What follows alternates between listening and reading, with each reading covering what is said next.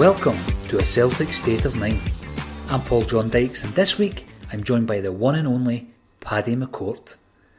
Celtic's last great cult hero is still a massive favourite of the club's supporters, and he was the first person that came to mind after Neil Lennon was attacked by a Tynecastle reprobate during the recent Edinburgh derby. Sick of hearing the preposterous notion of Gary Caldwell and others that Neil Lennon brought the assault on himself, I was keen to seek an alternative view. Who better than a fellow Celt who, along with Lennon, was threatened with bullets in the post back in 2011? I've been looking forward to putting this podcast out there, so sit back and enjoy Paddy McCourt with A Celtic State of Mind. When you think back to your upbringing in Derry, what was the prevalence of Celtic? We like to think over here, Paddy, that there's a huge support over there, but people have been telling me that there's a lot more Man United and Liverpool jerseys over there these days. What's your memories? The memory I have growing up is, you had a team in England that you supported, and everyone supported Celtic in my area as well, and I would say that's pretty much still similar to this day. And driving around Derry, you'd still see a lot of Celtic tops, and there's obviously a lot of people from the area that still go across to the game. So no, I wouldn't agree with that fully in terms of there's a lot more Man United than Liverpool. It's just the fact that there's probably always been, but underneath that, most of them would support Celtic alongside them. Sure, yeah. And you obviously were also a Celtic fan growing up. I mean, when you started playing, Paddy, was it a case of people trying to compare you because of your style of play to the likes of George Best? Well, probably style of play, and then obviously both being from Northern Ireland, both playing from Northern Ireland and stuff like that. But look, to be honest with you, I would never even put myself close to being in the same bracket as George Best. He's arguably one of the best players of all time, and obviously played a lot years ago. I never got to see much of him apart from sort of video archives, but he seemed an unbelievable player, and there was I think it was the European Cup final, they scored 2 goals and stuff, so I quite never reached the same heights as he did, unfortunately. Well, that's one thing. I'm jumping a wee bit forward here, Paddy, but obviously you retired just last week there, and I read a few reports, and you're now on Twitter and you're able to respond to some of these reports, and people were saying about you underachieving, and you basically said, well, look at my medals, look at the medals I won. Is that something that annoys you a wee bit? Because, you came over here, you won international caps, you won loads of medals. These reports, do they annoy you at any point? No, I know the tweet you're on about, and I actually know that journalist well. To be honest with you, I was half joking writing it, but, I only put that on there because, and it was actually a very complimentary. He wasn't having a go at me whatsoever. If you actually read the article, it was very complimentary. Yeah. I said that when I tweeted it, but I was basically just saying, look, it probably does get overlooked that I actually won 9 senior medals in my career now. Yeah. At the end of the day, I have no doubt there is an opinion out there that I should have achieved more than I could have. I'm not arguing against that. Maybe if injuries didn't come at certain times, or I had got more of a run in the team at the right time, I might have done. But at the end of the day, I'm very content with what I've done in my career. And spending 5 years at Celtic, the club I supported, and also be part of a very successful Derry City team where I grew up, and it's a club that I love, and I'm back working there now. So, like as I say, that one particular tweet was more in jest than anything, to be honest. Yeah, absolutely. The whole Twitter thing, Paddy, again, it's an absolute minefield, but it's good to see you on there. Now, I've read, obviously, that you came over, you eventually went to Rochdale. Was it in the back of your mind that if you got into the English or the Scottish game that, it may be a route to Celtic Park? Was that ever something that you thought was a possibility? Definitely, when you go to a small club like Rochdale, the forefront of your mind is they try and earn a move to a bigger club, and at one stage I was going so well there that I was getting linked with bigger clubs, and for one reason or the other it took a wee bit of a wrong turn, and I ended up back in Ireland. But it was actually after that stage I went on the trial to Motherwell, but at that time I'd made my mind up that I wanted to come home, and I got a wee bit homesick, and sure. Things just weren't working out at Rochdale, and I actually ended up going to Shamrock Rovers, having a good 6 months there, and ended up going back to Derry then because Shamrock Rovers had run into financial difficulties, and it was, as I say, about 3.5 seasons at Derry then that really put my head down, knuckle down, and we were very successful in terms of trophies and European runs. So and eventually led the interest from across the water again. Absolutely. I was just going to ask, before speaking about Derry, I spoke to Neil Lennon about similar issues. Coming over as a teenager, Paddy, coming over to England or Scotland. Obviously Lennon went to Manchester. It must be really difficult for a young lad coming over. Were you brought over with another Irish boy? Sometimes they do that, just to keep you company and make it a wee bit easier. Oh, there was a few Irish lads there, but I don't think it was because of that. At the time there was a scout, Matt Bradley. He's actually a scout for Celtic now in the youth.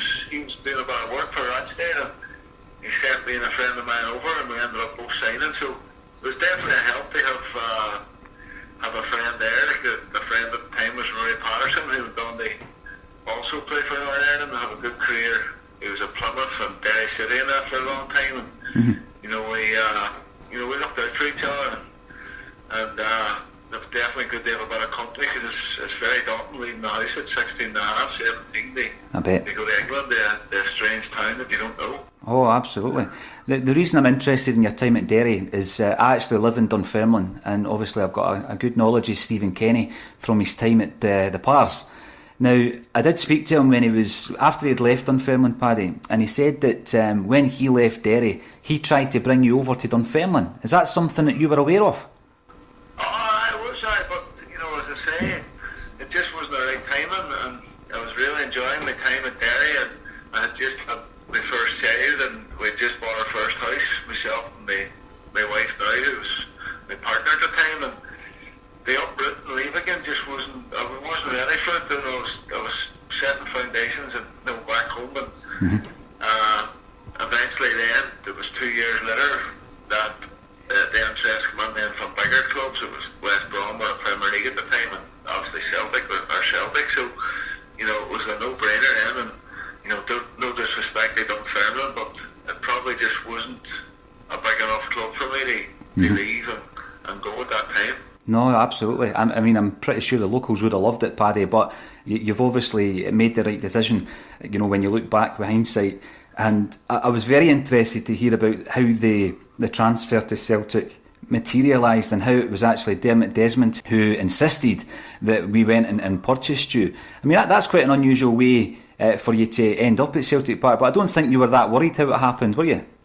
No, well, to be honest, I didn't find out the full extent until I was there a couple of years, when I was speaking to Dermot one day, and he was just chatting, and he said, it was a friend of mine called me up and recommended that we sign you, and so I called Peter, and it was interesting to hear how it came about, but at that stage, I would have classed myself then as a first team player. Like, the first year was difficult, but by that stage, I was playing plenty in the first team and scoring a few goals, so it was not something I gave much thought at that stage, Oh, sure. I was looking at the team that you joined, and obviously it was managed by Gordon Strachan. Now, when you think about Strachan and later Neil Lennon, what's your memories of Strachan? I know you had a high opinion of Stephen Kenny as a coach. You mentioned that in an earlier interview. Gordon Strachan, was he a completely different character altogether? Well, Gordon was one of them, and I'm sure if you speak to anyone about him, it took him a while to warm up to you. You had to show that you were there to work hard, and it took him a while to warm up to me. I don't know if we done that purposely or whatever, but certainly by the end of that year, I was featuring more regularly on the bench and coming off the bench and stuff, and it was and since then as well, he's been very complimentary about me in interviews he's done, and so I'm pretty sure that if Gordon had stayed, that I would have played a lot more under him the next year, It did look like that, yeah. It looked as though you had broken in, and then the following season would have been a good one for your appearances, etc. I'm again looking at some of the guys that you joined. Scott Brown at that time obviously had been a big money buy from Hibs. I think probably in the last 3 years, 2-3 seasons, the Celtic fans have really come to adore him as a player. He's quite iconic now. What's your memories of Bruni when you joined? Was he one of the guys, Paddy, who was good for the changing room? He's been a great friend of mine, you know, from the day I walked through the doors at Lennoxtown. Still to this day, like we're in constant touch all the time, and anything I ever need, you know, I always joke like that. The only time I get in touch with him is when I'm asking him for something. But you know, with Brownie, like, you know, if I ever need tickets or I need a jersey for a charity or something, it's only a matter of making the call and have it with you within the week. And you know, that's just the type of person he is. And around the change room, around the club, you know, his enthusiasm just rubs off on everyone. And you know, I'm absolutely over the moon that he's now getting the recognition that he deserves, because as a captain, as a teammate, and as a friend, you know, there's not many better about than Brownie. Oh yeah, I mean, the last couple of seasons particularly, Paddy, he has been playing out his skin. I'm pretty sure you'll know that watching from afar. Do you see Scott Brown as management material? I mean, I looked at Lenny, it was almost like you knew he was going to become Celtic manager someday. Brown seems to be in the same mould. Would you agree with that? Well, I know he's doing his coaching badges, and it's definitely a route that he's going to explore. But you know, the type of character Brownie is, if he wants to be a manager and he wants to be a coach, you know, he'll go at it 100%. He'll make sure he does it. But at the same time, he might decide he'll only step away from football. So it'll be his choice. But if you're asking me, do I think he's got the credentials and the qualities, then 100%, because he's got that drive and desire to succeed no matter what he puts his mind in. Absolutely. One guy who I loved, but he was a bit of an iconic kind of cult icon, was Big Samaras. And I spoke to Lennon about George's Samaras, and Lennon said he could be frustrating because one time he could be a world beater and then you could be playing Ross County and he didn't fancy it. I mean, in terms of talent, Paddy, on the training pitch, seeing him day in, day out, what kind of a guy was Big Samaras? He was talented, but very laid back, you know, and obviously he was from Greece, but really nice guy, like a really, really nice guy, and you know, someone that was a good teammate and good around the dressing room. But I'm sure everyone, well, not that even all the Celtic fans, that you know, when he was on his day, he was unplayable. He always go back to that game at Ibrox where he scored the 2 goals. He was fantastic that day. But you know, I'm sure Lenny's probably right, and maybe Big Sammy would agree himself that there was days where he looked disinterested, and maybe the game passed him by. But you know, he certainly left a lasting impression on most of the Celtic fans, which is good for him. Oh, he certainly did. I mean, again, obviously there was the period of time when Tony Mowbray took over, and he was a guy that tried to sign you for West Brom. Didn't work out for Mowbray. I remember though the pre-season games, Paddy, you featured in them. It looked as though you had a future at Celtic under Tony Mowbray. Well, you know, when Tony came in, I had a good chat with him, and he said, look, it's going to be a big part of my plans, you know, in terms of how I want to play, and you know, I want to get the ball down and play. And pre-season games I featured quite heavily on them, but it just didn't quite happen for him. And you know, we were on a sticky form leading up to January of that year, and then obviously the final day of the coffin was the 4-0 loss away to St Mirren. So it was a disappointing time for Tony, because he's a good coach and a good manager and a really good fella. It was just unfortunate that didn't work out for him in Celtic. Yeah, it was, and he was, you know, Celtic fans really did love Tony Mowbray because of the fact that when he was a player, he introduced the huddle. Tragically lost his wife when he was a player, and the Celtic fans loved the guy, but as you say, it just wasn't happening for him. And it was interesting that the guy who took over, Neil Lennon, I don't know, was he a perfect fit for you, Paddy, because your Celtic career really went flying after Neil Lennon took over? Well, it was a strange one, because when Lenny first got the job, it was obviously in the middle of January or whatever, or maybe even a wee bit later. We had about 10 league games left, and we lost the cup semi-final that we lost to Ross County, but I didn't feature that much, and I found myself in the summer thinking, you know, I could be my way out here, and there was a bit of interest from clubs down south, so I just went to see him when we come back for pre-season. I just said, look, obviously I didn't feature much there at the second half of the season, and there's a bit of interest. I've only a year left in my contract, and I'm going to look at other options. options, and I was amazed at his response, because his response was, look, don't be reading too much into that. I had a job to do. I just want to be more shot. I said, now I've got the job, I want to get my own style of play across, and I can see you featuring heavy in the team, and the club want to give you a new contract. So I found myself walking out of the room going, no, I wasn't expecting that at all. Mm-hmm. Straight away from pre-season, I was playing most of the games and ended up signing a new contract. And, that season I think I ended up having 37, 38 appearances with 9 goals. So it was certainly my best season at Celtic. I remember it well, when Lennon took over, he had the absolute full backing of the Celtic support. Some fans don't take to a manager. Ronnie Dyler, for example, split opinion, Paddy, but everybody was behind Neil Lennon. And the fact that you were playing regularly was fantastic. I do remember an interview that Neil did, and he referred to you as being similar to a 1970s throwback. I think I know what he meant by that. The flair player in the 1970s that were entertaining, and a lot of the time that's been kind of stamped out by the sports science and the conditioning and all that kind of stuff. Do you agree with that? Would you have been better fitted in a different era? Look, I know what he's trying to get at there, in terms of my style of play, and dribbling now, unfortunately, is an art that it's probably making its way out of the game now. It's all about the passing game and this, that and the other. So I know what he's getting at, and maybe in a different era I would have probably played more games and been more successful. But look, go back to what I was saying at the start. I'm very happy with the 5 years I had at Celtic. Yeah. We were fortunate that we were in a squad that was quite successful. And it was just a great time to be there, and I'm very thankful of it. Mm-hmm. I'm going to jump a wee bit ahead again, Paddy, but just when you're mentioning there about the dribbling and the fact that it's almost being lost to the game, is this something that you're going to promote? Are you going to ask your players when you're coaching to express themselves?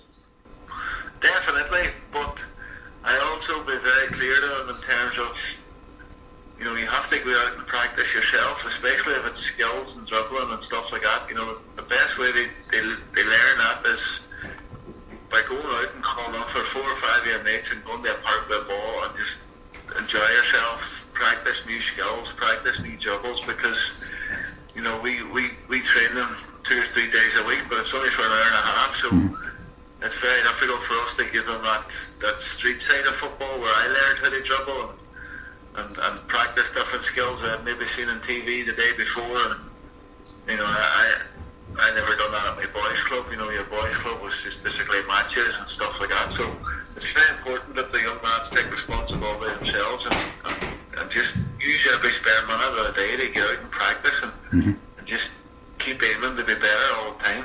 One of the players that played a hell of a lot of games when you were at Celtic during your 5 years was James Forrest. And obviously different type of player, but similar kind of part of the field, and he is a guy who can take a man on and get the ball into the area. Forrest, I think it would be safe to say, has been inconsistent up until recently. Once again though, Paddy, his performances in the last couple of seasons have been frightening.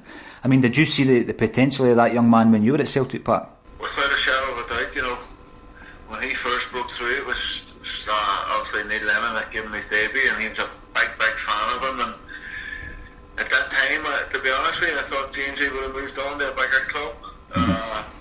Not a bigger club, but a club maybe down in England with more resources and finances. Like I did think that he would have been definitely of some interest in the bigger spending Premier League clubs. Yeah.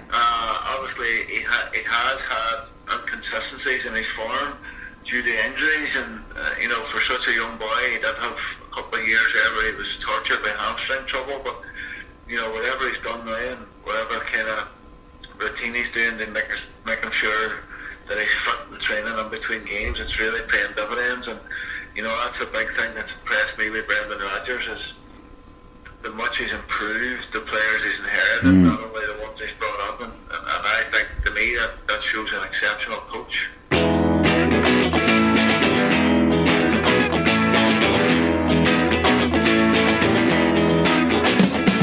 truth, just like you, just like me, is never that simple.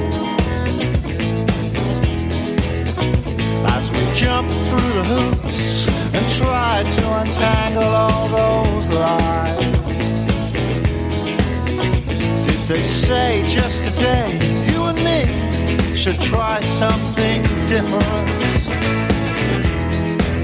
It seems that every time you move a little closer, I wanna run and hide. It's just something I do. I wanna take all night, you take all day. In this game of clues, we're like children who've forgotten how to play. I come on, I can see rain clouding out the sunshine in your eyes. No surprise that we're on our knees, so it seems. Can't say we didn't try.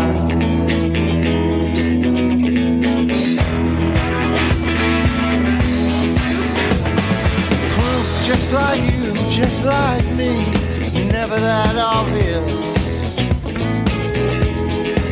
Until they write it in the sky, and now we can see it every time. Is it too late? There's no way this could ever be really any different.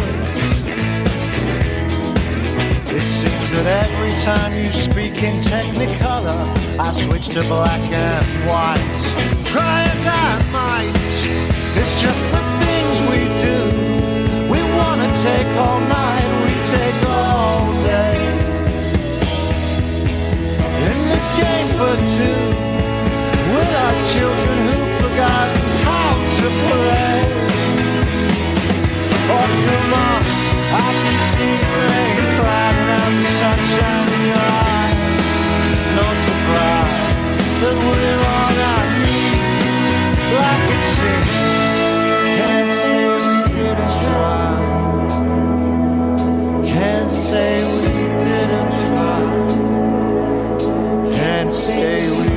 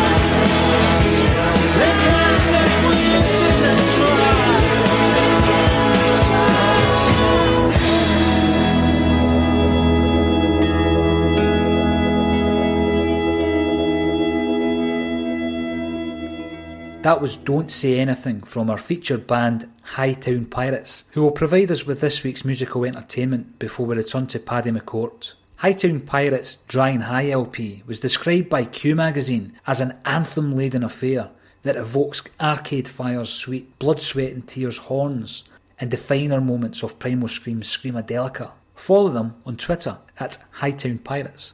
The second part of our Paddy McCourt interview will follow the epic Last Chance Saloon.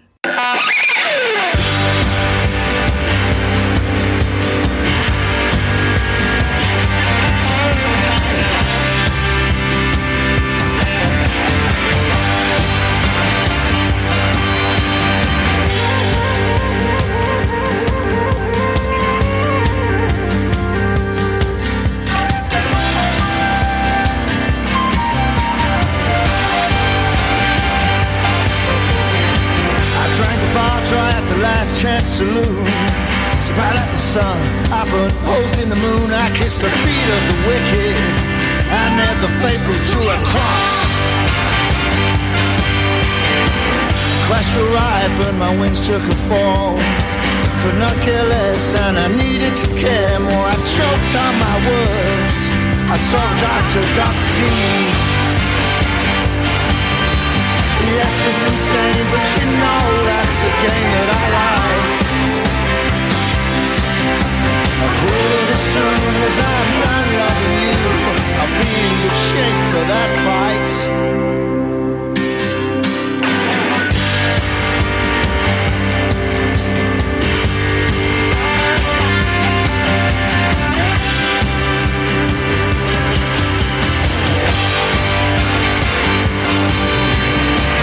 Fell in love with the man in the moon.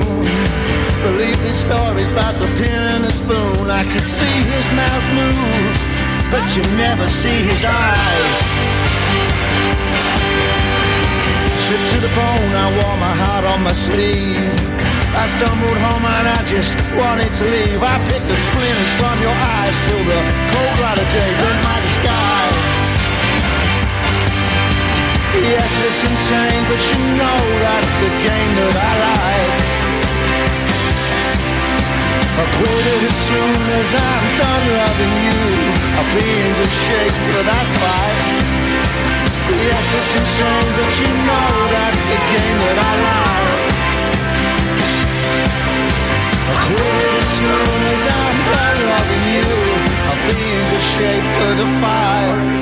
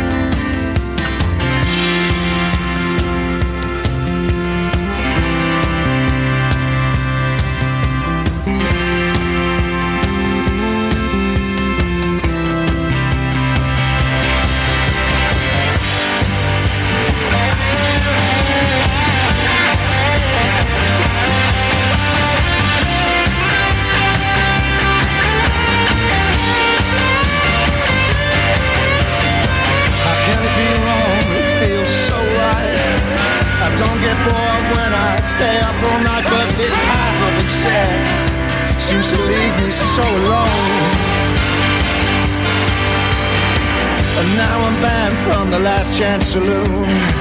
I got ripped off by the man in the moon, and you know what they say, cold light of day, it never lies. Yes, it's insane, but you know that's the game that we like. I quit it as soon as I'm done loving you. I'll be in good shape for that fight. Yes, it's insane, but I know we must change or we'll die. I quit it as soon as I'm done loving you.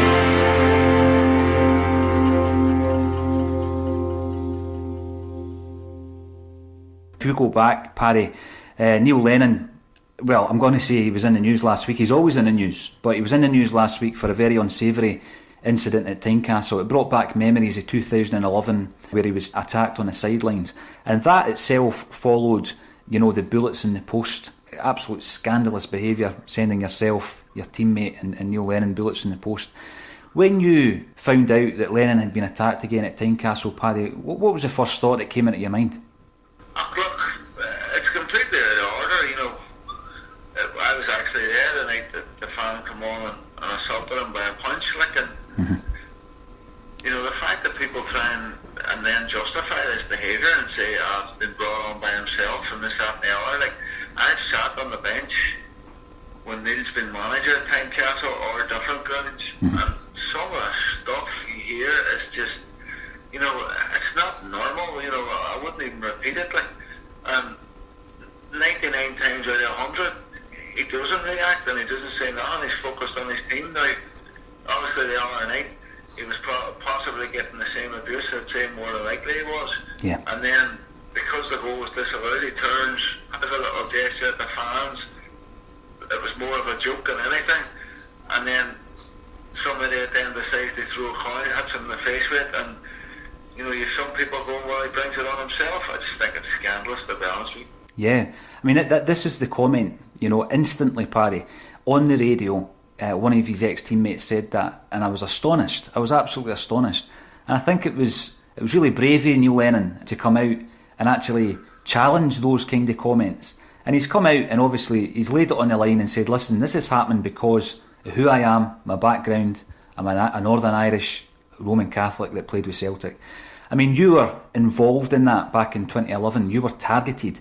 That must be terrifying when you're getting these kind of threats. Look, it was...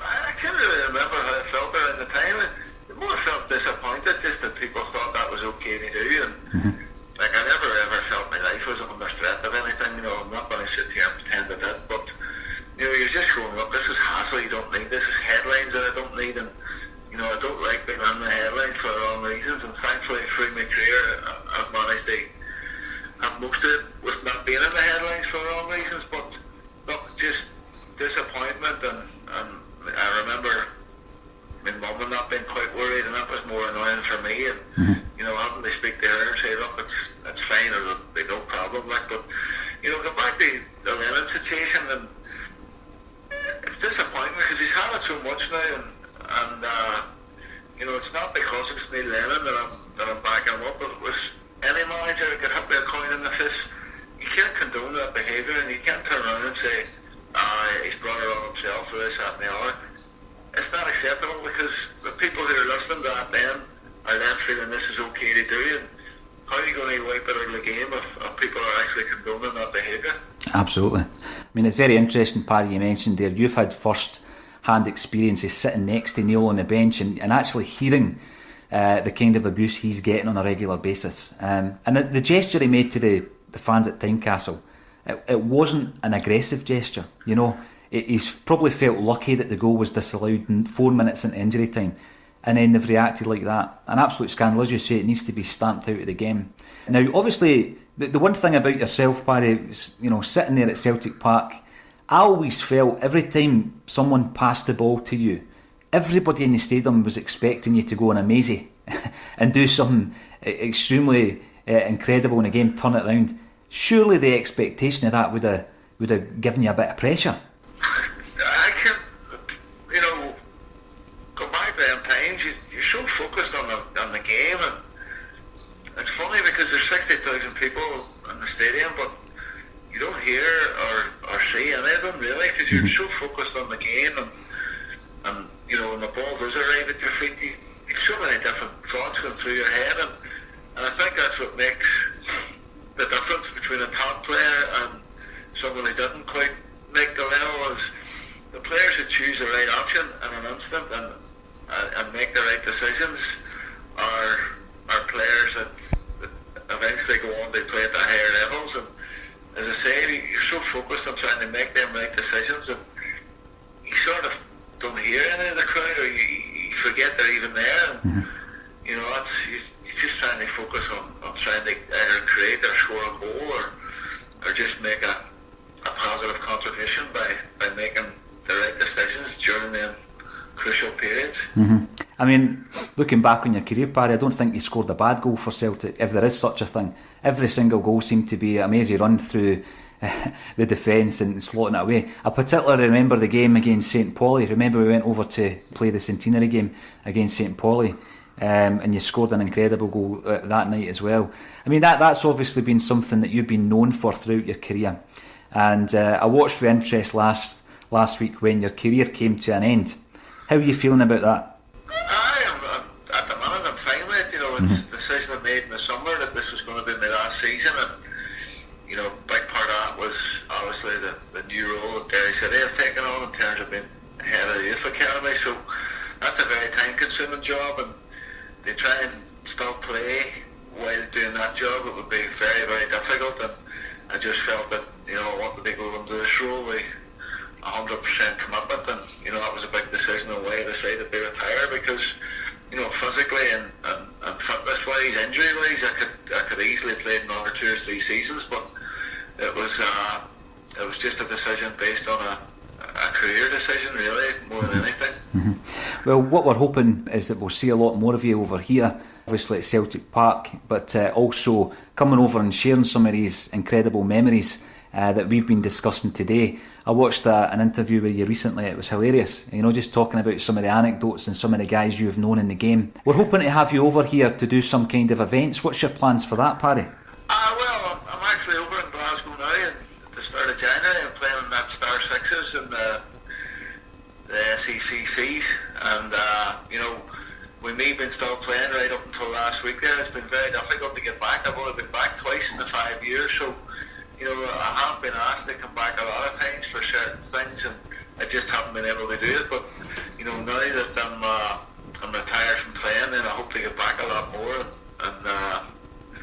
and get to do stuff that I haven't been able to in the past. The only thing left for me to say is thank you very much. Thank you for the time you spent at Celtic Park, but also for your time today. I really appreciate it. Okay, no problem at all, buddy. Thank you to the Derry Pele, Paddy McCourt, for taking the time to speak to a Celtic State of Mind. All of our podcasts, articles and videos are now found on intocreative.co.uk. This site encapsulates our love of Celtic, music, books, film, politics and much more.